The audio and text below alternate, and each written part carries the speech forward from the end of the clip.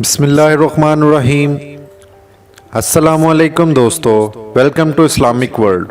अगर अभी तक आपने हमारे चैनल को सब्सक्राइब नहीं किया तो चैनल को सब्सक्राइब कर लें, वीडियो को लाइक करें और अपने दोस्तों के साथ इस वीडियो को शेयर भी करें।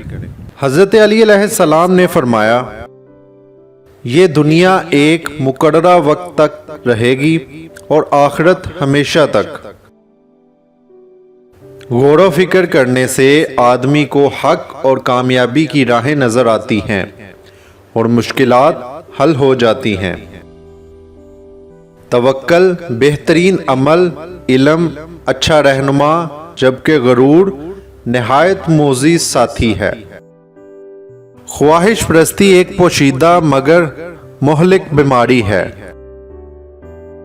हिर्स बदबख्ती की अलामत और कनात मुत्तकी लोगों की निशानी है।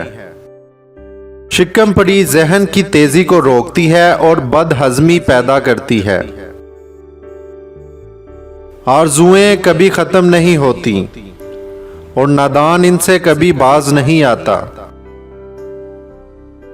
नाशुक्री नेमतों को दूर करती है और एहसान बुराई को नाबूद कर देता है। अकल जिसे नसीब हो इसके वास्ते जीनत और इल्म जो इस पर अमल करे इसके लिए हिदायत है।